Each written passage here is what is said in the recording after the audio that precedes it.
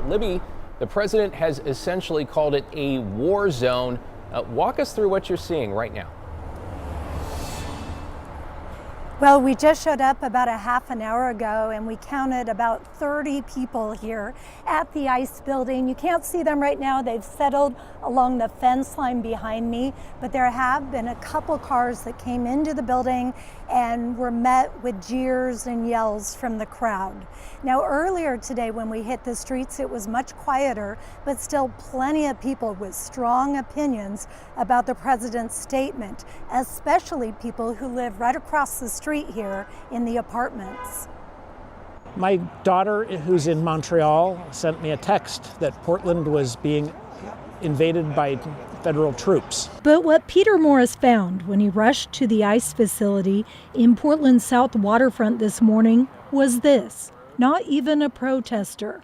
There's foolish politics, but other than that, nothing's going on. Sia Wright and her daughter Reese also came to check out the so-called action. Oh, my mom said that we should come drive down here and look at it. Is there any escalation? Is there more down here than what we've seen before? And there's not. I mean, it's a beautiful Portland morning. It's sunny, it's quiet. Sia's grandmother is Hispanic and was separated from her family as an infant.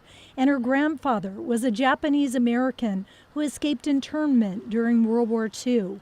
So she says the issues of immigration and family separation are personal. Just leave us alone. Just leave everywhere. Yeah. People living across the street from the ICE facility at the Gray's Landing apartments say they just want the noise and violence to stop. We've had quite a few rough nights over the 3.5 months now. One woman who asked us not to show her face says sending federal troops to Portland will only make it worse. I worry about it escalating things and more people being involved and it just getting out of hand. Another resident welcomes the addition of more security at the site. She says some protesters cross the line when it comes to taunting ICE personnel. Threaten them, get right up in their faces.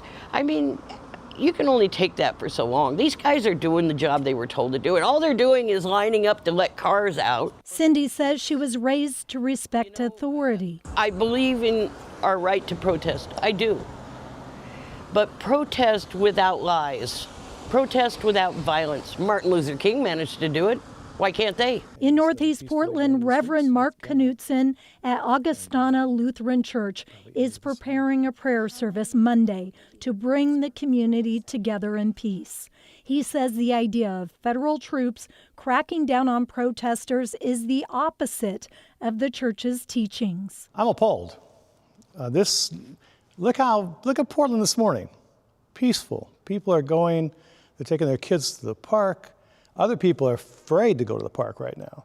We have members from 23 different countries. They are fearful. He says he also feels for troops forced to patrol their own cities, but he believes we all must stand up for what is right.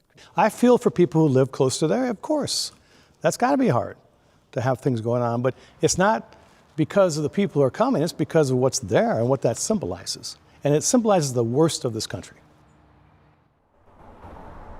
And he says that community service on Monday will focus on nonviolent tactics, just like Reverend Dr. Martin Luther King Jr.'s 6 principles for nonviolent direct action that he is handing out 6 p.m. on Monday. So David, again, it's very calm right now, as you can see behind me, but neighbors say just check back at about 10:30 at night, and that's when they say the real action starts. Yeah, We'll definitely keep an eye on things. Of course, leaders again drawing that line between peaceful protests and vandalism and violence, saying the latter will not be tolerated. Libby Dowson on the South Waterfront. Thank you, Libby.